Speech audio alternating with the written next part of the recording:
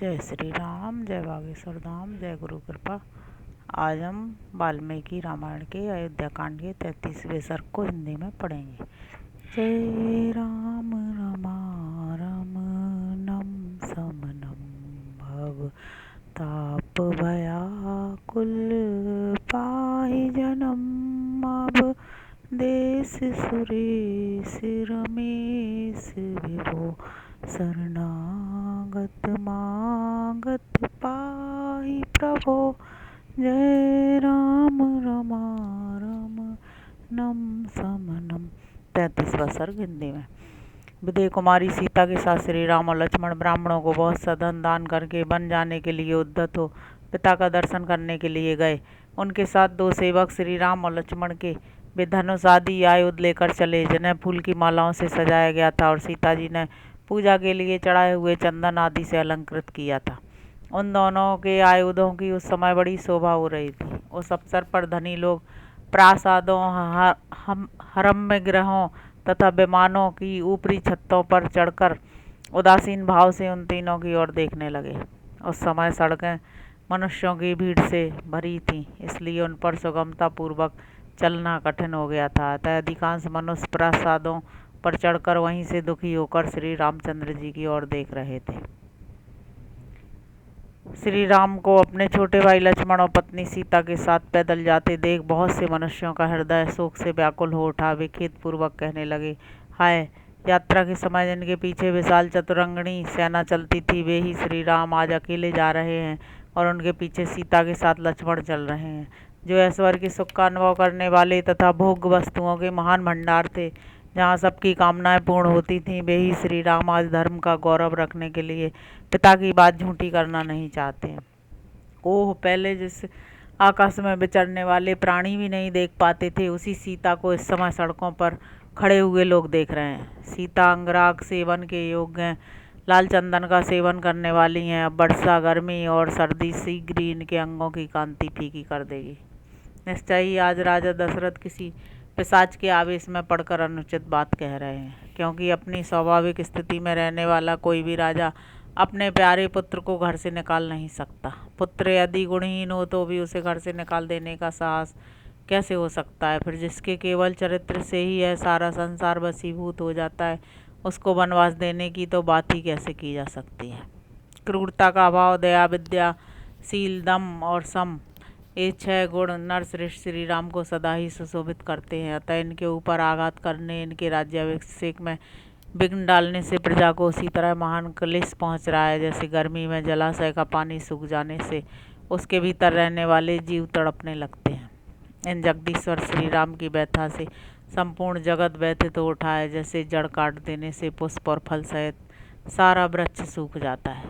ये महान तेजस्वी श्री राम संपूर्ण मनुष्यों के मूल हैं, धर्म इनका बल है। जगत के दूसरे प्राणी पत्र, पुष्प, फल और शाखाएं हैं। अतः हम लोग भी लक्ष्मण की भांति पत्नी और बंधु बांधवों के साथ शीघ्र ही इन जाने वाले श्री राम के ही पीछे पीछे चल दें। जिस मार्ग से श्री रघुनाथ जी जा रहे हैं, उसी का हम भी अनुसरण करें।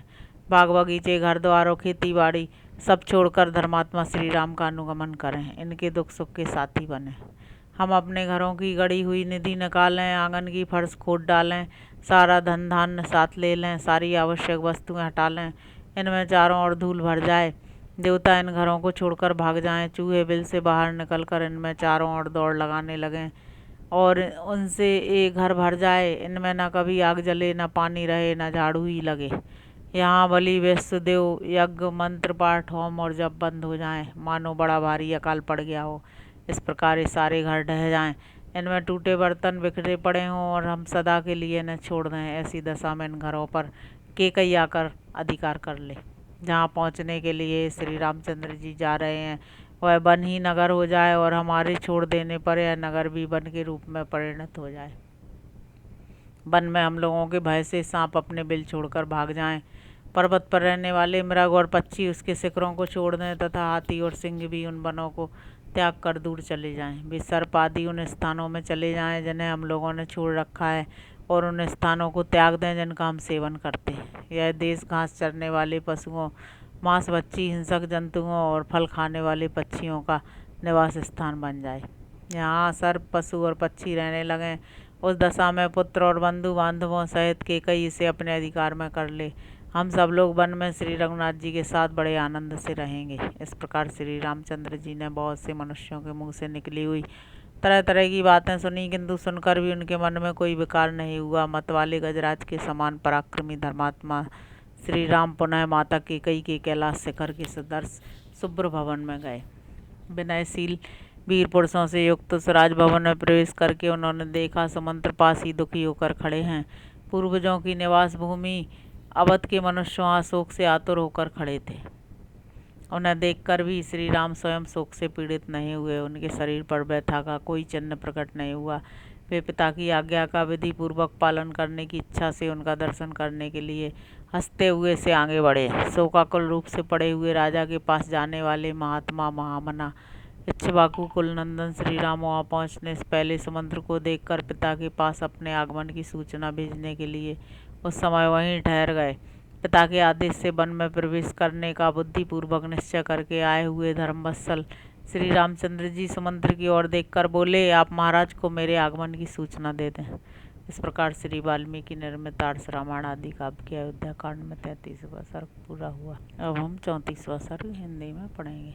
जब कमल नयन श्याम सुंदर उपमा रहित महापुरुष श्री राम ने सूत सुमंत्र से कहा, आप पिताजी को मेरे आगमन की सूचना दे दीजिए। तब श्री राम की प्रेरणा से शीघ्र ही भीतर जाकर सारथी सुमंत्र ने राजा का दर्शन किया।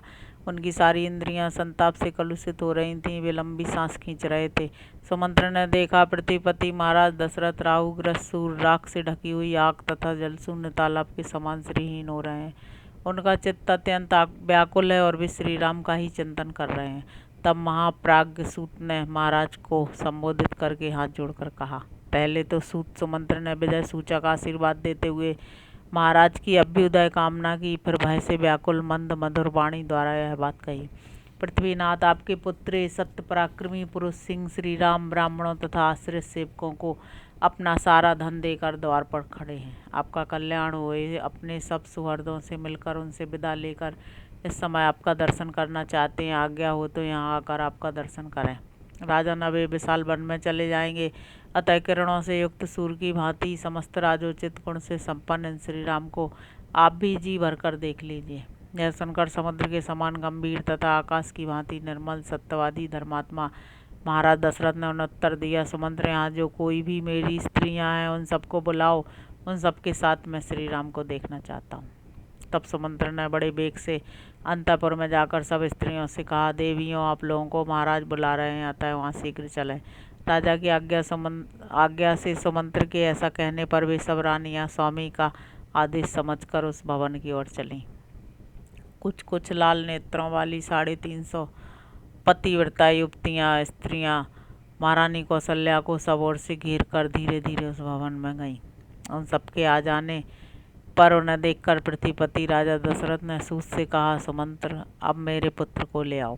आज्ञा पाकर सुमंत्र गए और श्री राम लक्ष्मण तथा सीता को साथ लेकर शीघ्र ही महाराज के पास लौट आए। महाराज दूर से ही अपने पुत्र को हाथ जोड़कर आता देख सहसा अपने आसन से उठ खड़े हुए। उस समय स्त्रियों से घिरे हुए वे नरेश शोक से आर्त हो रहे थे। श्री राम को देखते ही वे प्रजापालक महाराज बड़े वेग से उनकी ओर दौड़े, किंतु उनके पास पहुंचने के पहले ही दुख से व्याकुल हो पृथ्वी पर गिर पड़े और मूर्छित हो गए। उस समय श्री राम और महारथी लक्ष्मण बड़ी तेजी से चलकर दुख के कारण अचेत से हुए शोकमग्न महाराज के पास जा पहुंचे। इतने में ही उस राजभवन के भीतर सहसा आभूषणों की ध्वनि के साथ सहस्त्रों स्त्रियों का हा राम यह आर्तनाद गूंज उठा। श्री राम और लक्ष्मण दोनों भाई भी सीता के साथ रो पड़े और उन तीनों ने महाराज को दोनों भुजाओं से उठाकर पलंग पर बैठा दिया। शोकाश्रु के सागर में डूबे हुए महाराज दशरथ को 2 घड़ी में जब फिर चेत हुआ, तब श्री राम ने हाथ जोड़कर उनसे कहा, महाराज, आप हम लोगों के स्वामी हैं। मैं दंडकारण्य को जा रहा हूँ और आपसे आज्ञा लेने आया हूँ। आप अपनी कल्याणमयी दृष्टि से मेरी ओर देखिए। मेरे साथ लक्ष्मण को भी वन में जाने की आज्ञा दीजिए। साथ ही यह भी स्वीकार कीजिए कि सीता भी मेरे साथ वन को जाए। मैंने बहुत से सच्चे कारण बताकर इन दोनों को रोकने की चेष्टा की है, परंतु ये यहाँ रहना नहीं चाहते हैं। अतः दूसरों को मान देने वाले नरेश, आप शोक छोड़कर हम सबको, मुझको, लक्ष्मण को और सीता को भी उसी तरह वन में जाने की आज्ञा दीजिए जैसे ब्रह्मा जी ने अपने पुत्र सनकादिकों को तप के लिए वन में जाने की अनुमति दी थी।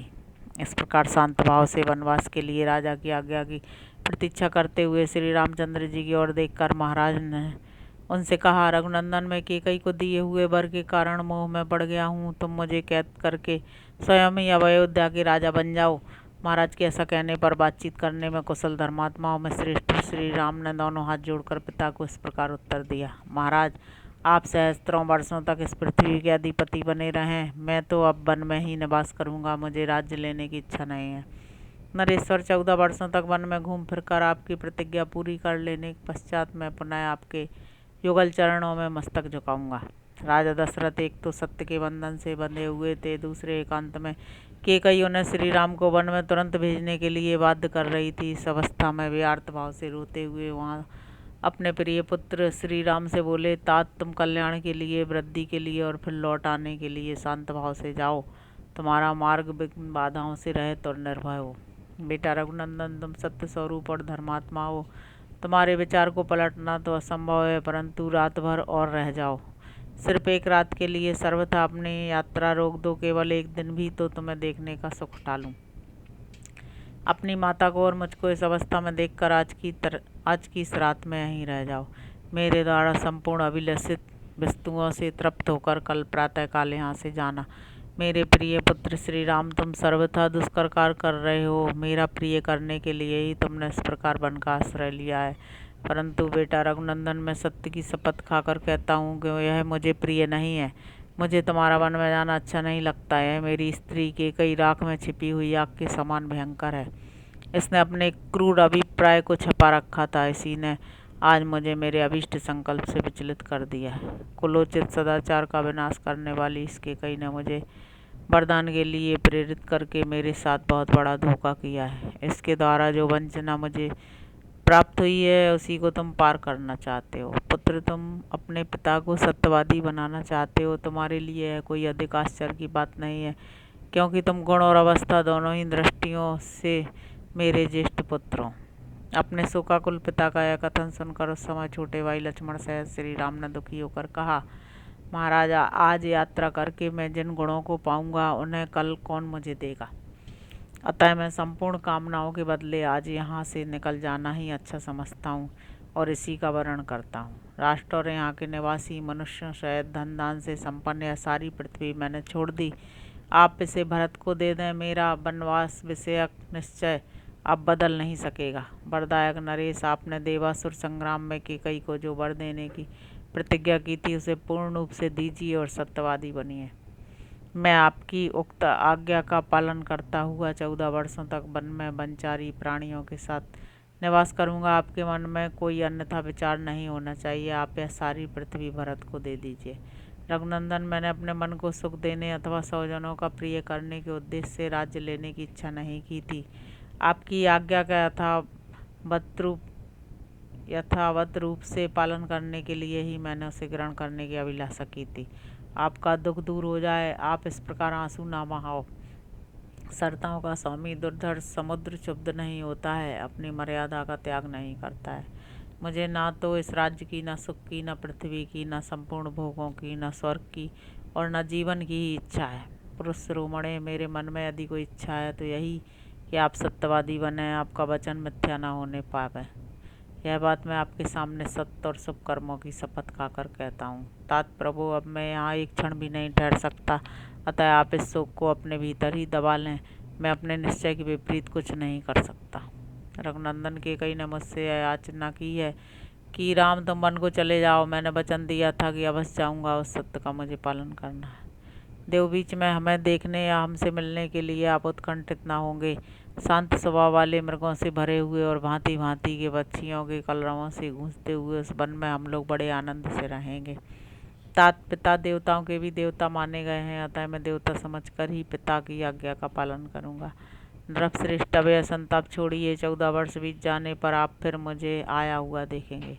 पुरुष सिंह, यहाँ जितने लोग आंसू बहा रहे हैं इन सबका धैर्य बनाना आपका कर्तव्य है।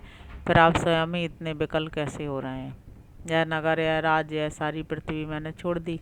आप यह सब कुछ भरत को दे दीजिए। अब मैं आपके आदेश का पालन करता हुआ दीर्घ काल तक वन में निवास करने के लिए यहाँ से यात्रा कर रहा हूँ।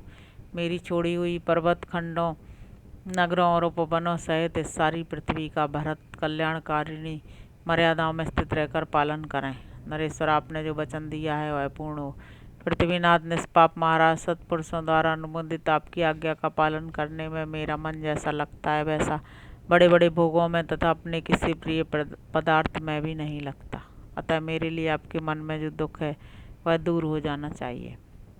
निष्पाप नरेश, आज आपको मिथ्यावादी बनाकर मैं अच्छा राज्य, सब प्रकार के भोग, वसुधा का आधिपत्य, मिथिलेश कुमारी सीता तथा अन्य किसी अभिलषित पदार्थ को भी स्वीकार नहीं कर सकता। मेरी एकमात्र इच्छा यही है कि आपकी प्रतिज्ञा सत्य हो।